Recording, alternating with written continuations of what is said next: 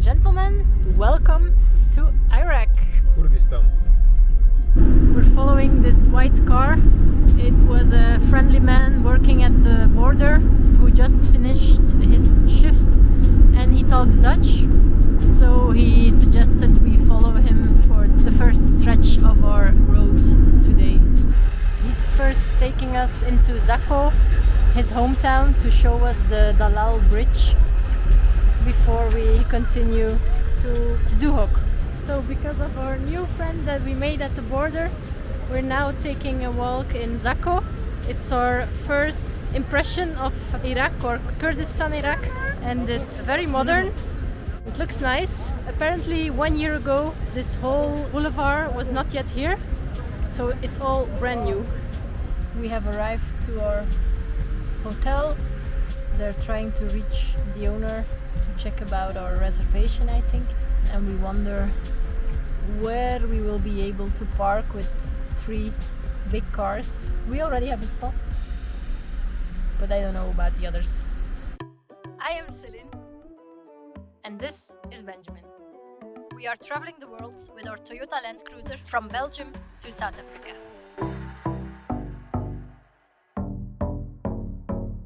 First hotel night in Iraq wasn't really a success. Well, the room is huge, but it's not clean, so we don't really like it. But the shower was good, and we have new, fresh energy to explore Iraq. I'm going down to meet the crew. Morning.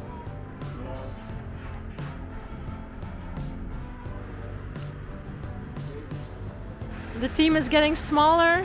Alexander and Willeke are traveling faster and they go straight to Baghdad today.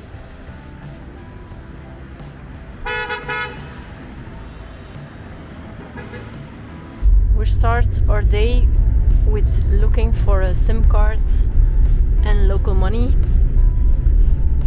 Apparently you get a much better exchange rate if you change dollars or euros instead of going through to an ATM. So let's check out about that. First stop, money. Money, money, money.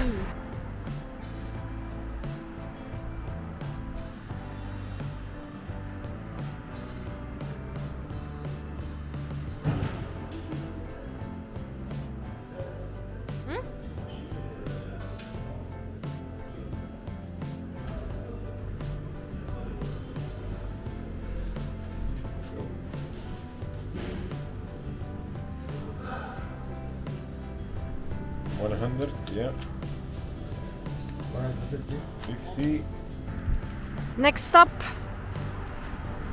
Phone. Looks closed. Yep. It's closed. Second attempt.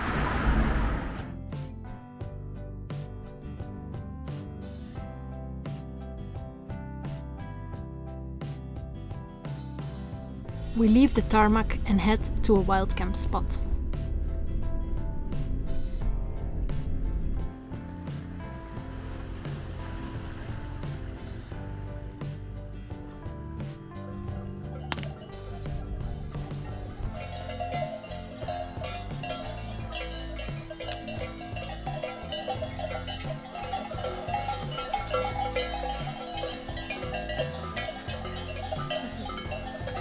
It's not Tony the Toyota you see behind me, because here we have Tony the Toyota. So we're still traveling with the 2 troopies. Each did a bit his own program today, and we decided to meet up here for camping tonight together. We're now preparing dinner, and they are putting stickers on their freshly washed car, and then we will make a little fire before we go to bed. We left our camp deep down in the valley, and we're walking up to a nearby hill to get some exercise and of course to see what's on the other side of the hill. They say that you should be careful when walking in Iraq, because in some places there might still be some mines that are not yet, how do you call it, demined? I don't know. We think it's fine here because there are huge flocks of sheep roaming around, so we try to stick a bit to the sheep trail, which probably is fine. Well, it really is an edge. It's going straight down. Who knew we'd be hiking in Iraq? But this country keeps surprising us, and our next destination is no exception. Today we will visit Lalish, and what's very peculiar about this town is that you have to take off your shoes before you enter the village. So we're, I don't know, 18th of December, and we will walk barefoot.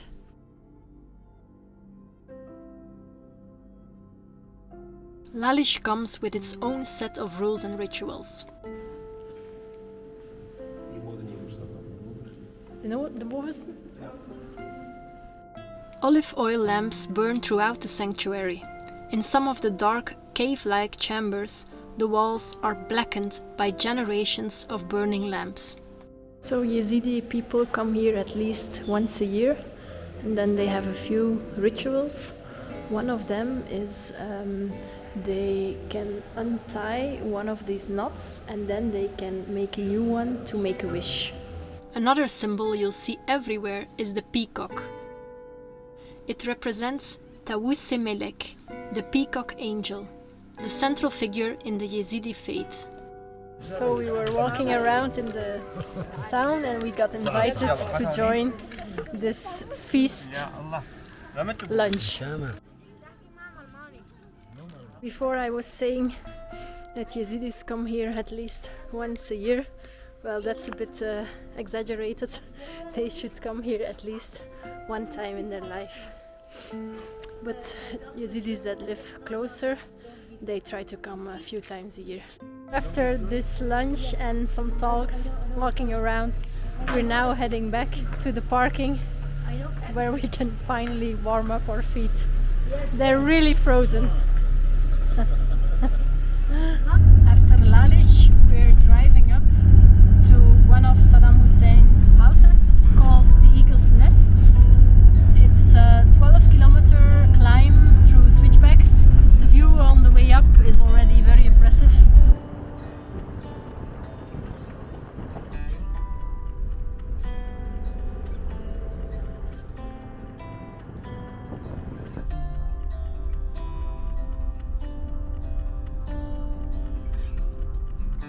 Well, Saddam did know how to pick his places.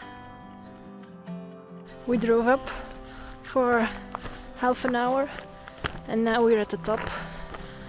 The house is guarded by the military, so we'll see what we can see from it. We cannot see the house. We just hear the outside. That's all we will see today. What we do get to see is this cute dog.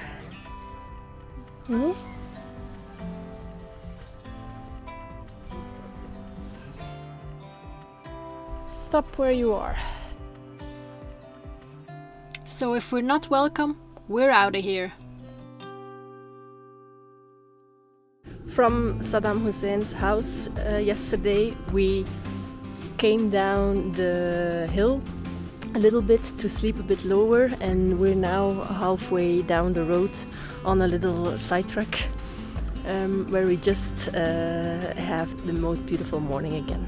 The road is there, we are here next to these piles of rocks, beautiful mountains in the back, and then here are 4 deep holes.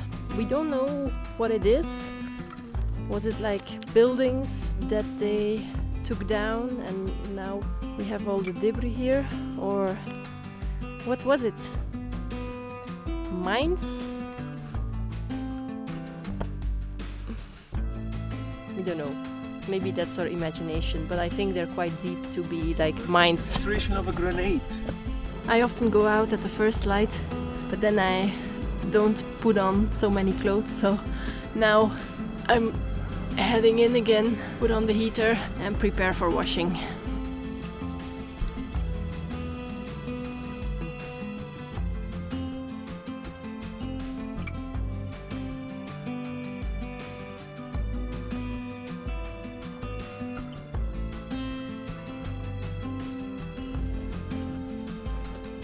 Going out.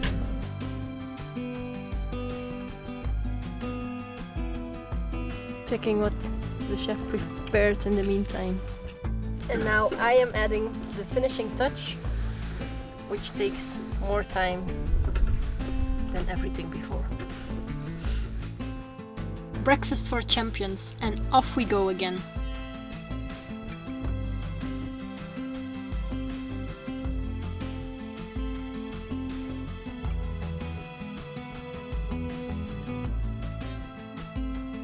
Walking around in Amedi and we're gonna try out some local food.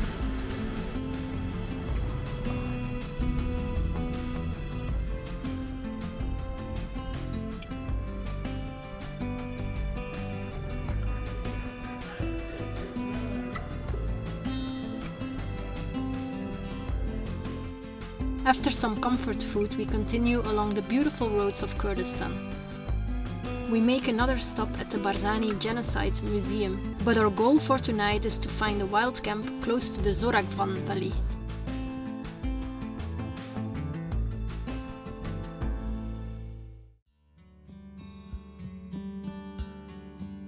We arrived in the dark, so it's always a surprise how it will look like in the morning. This time, a pleasant surprise. And it was close to the starting point of our hike.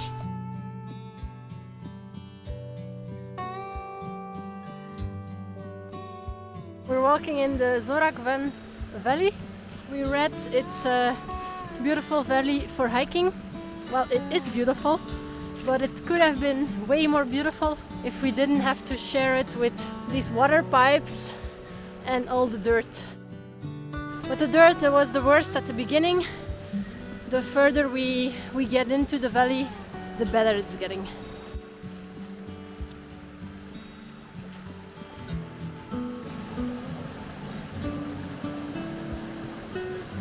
Today is about hiking and viewpoints. After our hike in the Zoragvan Valley, we now go to the Dore Valley, which has a nice viewpoint on the We're here to get a view on the canyon. We're now descending to the edge.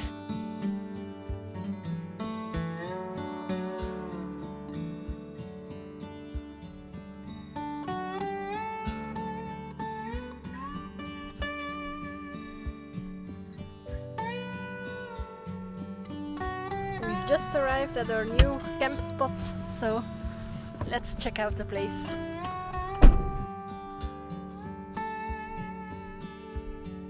Tonight we camp overlooking the village of Rawandis. By day, the surrounding hills steal the show. After sunset, the city lights take over. So the men prepared dinner. What do we have? Sucuk. Sucuk, sausage, potatoes and carrots. And the Christmas candle.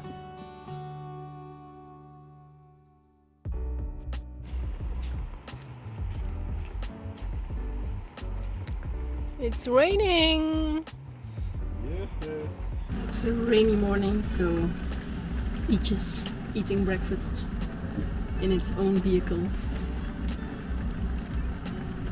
before we hit the road to Erbil. The road. We're actually parked at the super beautiful canyon, Rawandis Canyon, but it's rainy and misty, so we won't get a good view on the canyon today, which is a pity. We will as well prepare a bag with clothes and stuff, as in Erbil we will or stay with couch surfing again or stay in a hotel.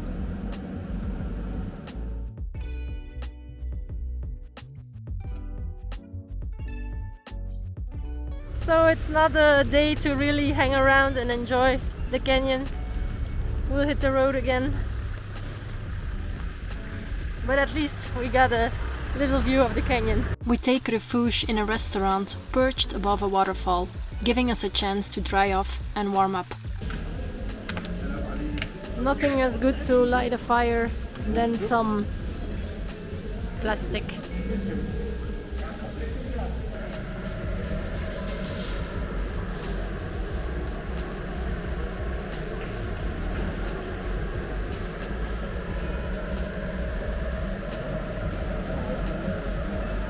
I'm guarding the car while they go out for a picture. So the local tourism tactic seemed to be built as close as possible to the waterfalls and the canyon. There's even a roller coaster on top of this canyon.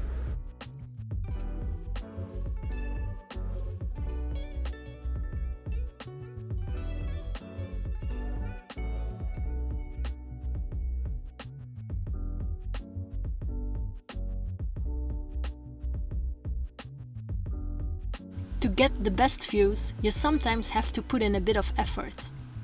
Unfortunately, the reward isn't always what you hoped for. Such a pity.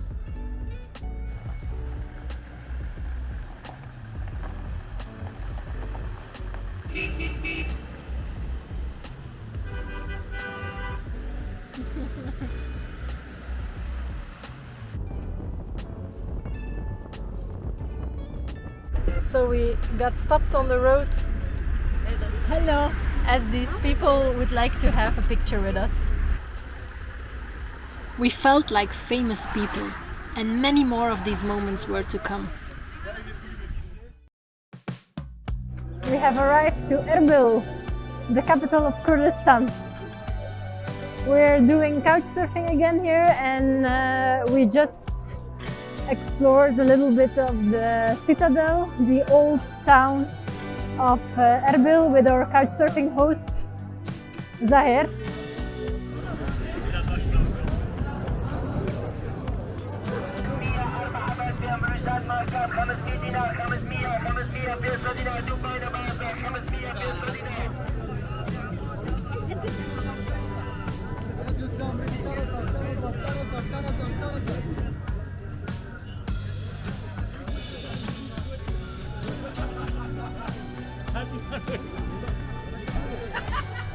Basil?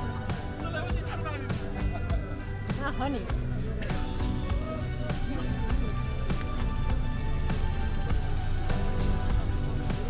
It's very nice. I really like the bazaar here, the vibe. It's Friday, it's weekend, so it's lively, but still maybe not as lively as it can be, as some shops are closed. So I hope we can come back at another time as well to see a bit more. I'm using our time here to edit some movies, and Benjamin is watching movies, but not mine. Our couchsurf apartment is located on the 15th floor, and it comes with a fantastic balcony corner view on the city.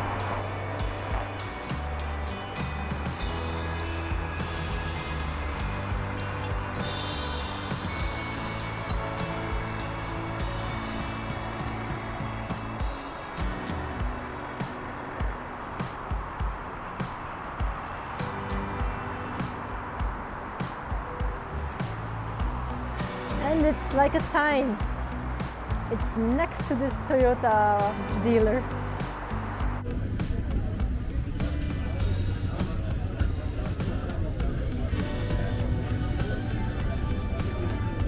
We didn't film much in Erbil. Most of our time was spent indoors. We did get the chance to meet some of Zahir's expat friends over lunch and celebrated Christmas Eve together.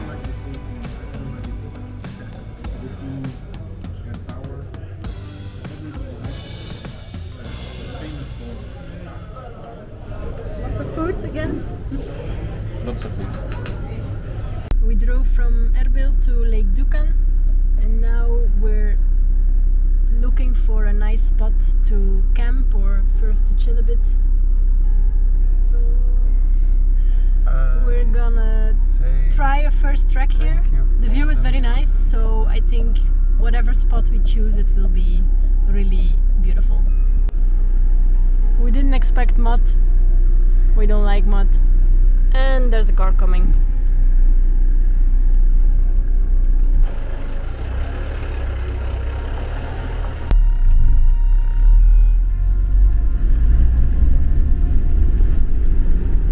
So if he's coming the other way, we decided that we can also make it this way. Let's hope that's the right.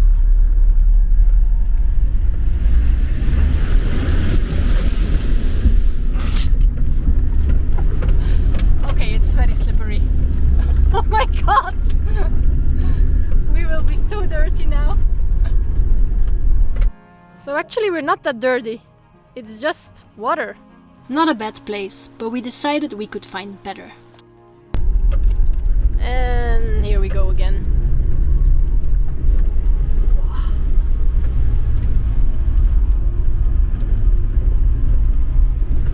Boo.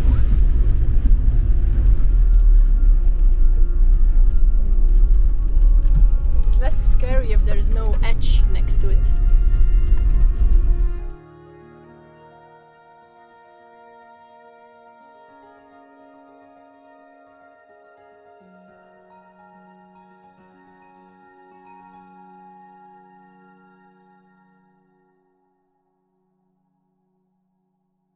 Let's check out our room for the night.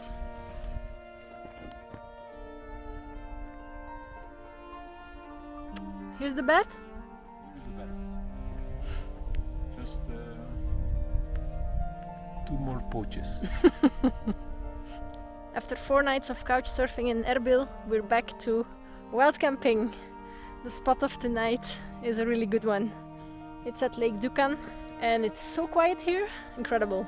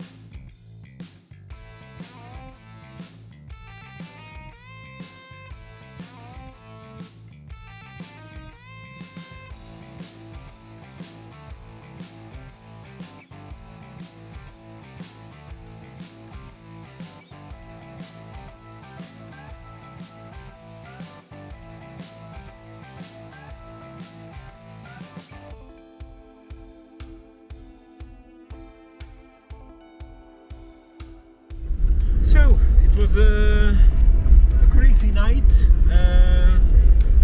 You probably have seen these movies where people wake up in each other's bodies, so that happened. So my name is Celine and this is Benjamin. So yeah, Benjamin likes to drive all the time.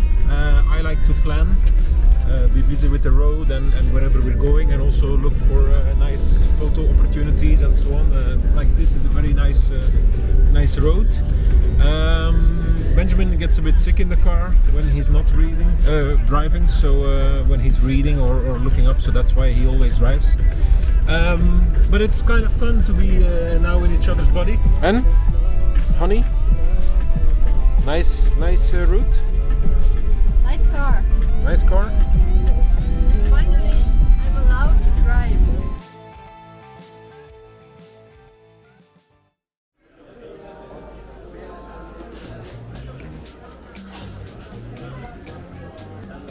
Mooi.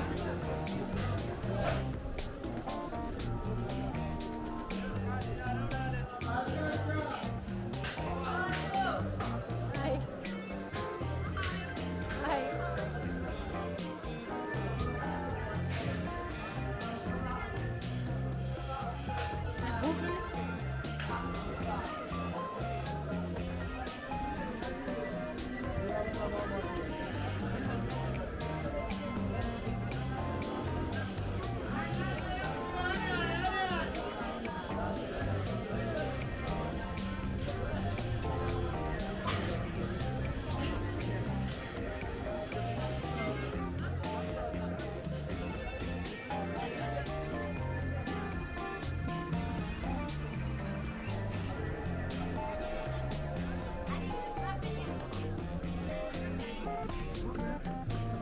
We arrived in Sulaymaniyah, and we're walking in the Grand Bazaar.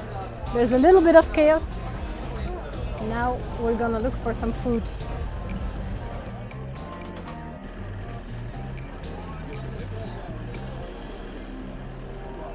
Falafel? We didn't really find a good camping spot in Sulaymaniyah, so we slept here at this little park. And now in the morning, a neighbor invites us in. Today we have a long driving day ahead of us. We drive from Sulaymaniyah over Kirkuk to Baghdad, which is in total 400-500 kilometers. 400. Yeah, they say it takes 5-6 hours, so with our car this will take a bit longer. We tried to leave early, but we already have 1 hour of delay because we were invited by that neighbor. He was very friendly, we got a good breakfast. I think he was very happy that we were not thieves. So we were parked in this suburban neighborhood, and we tried not to raise attention, so we didn't put up the pop-up roof. We just slept down, but apparently he said he noticed the car, and he thought, or his family thought, we might be thieves. So he looked at 11, at 12, then at 2 he looked at the car again, at 3 again, and then in the morning he came out to look around the car, and that's the first thing that we noticed, because we said to one another like, oh, there's somebody looking at the car, there's somebody trying to look in. So we were both a bit suspicious towards one another, but apparently none of all of that was necessary. We were there with good intention, and he was there with good intentions. Next time we come to Sulaymaniyah, we should call him and we can sleep in his house. So that's how it goes here in Kurdistan. The people are very friendly. We always get invited for tea or a meal. And if he would have known that we slept in the car, he would definitely invited us in to sleep in his house. Today we will leave Kurdistan and we will enter the Federation of Iraq. So let's see how that goes, if people are equally friendly or if it's something typically linked to Kurdistan. We look forward to see more of this special country. Yeah, it's a special country because there are actually two parts. They don't really recognize each other, or the Federation of Iraq doesn't really recognize Kurdistan. They don't allow it to be an independent state. Yeah. So today we will pass by Kirkuk, which is actually a city that is in dispute. So both the Federation as Kurdistan, they claim it's theirs. So it's a city that we heard of, that we should be a bit vigilant, because there might sometimes be protests or attacks. So we will just pass it, we will not stay there, we will see. I think most of the time this is fine, but we will not take any unnecessary risks. So along the road you find often like these trucks or motorcycles that sell like gasoline. We're not sure where it comes from. We think or it fell off the truck, the oil truck, or maybe it's from Iran that they imported. Some stretches of the road are in terrible condition.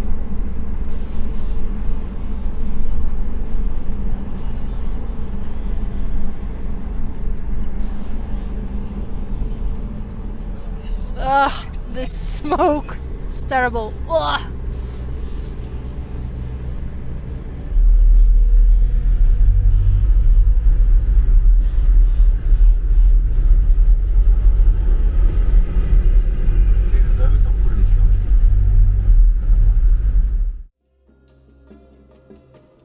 Next episode we make our way through hectic Baghdad.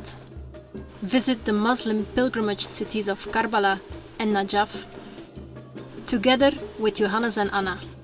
We walk around Babylon, visit the ziggurat of Ur, and go boating through the Hammer marshes. But what will stay with us the most is the people we met along the way and their incredible hospitality. Iraq, we keep you in our hearts.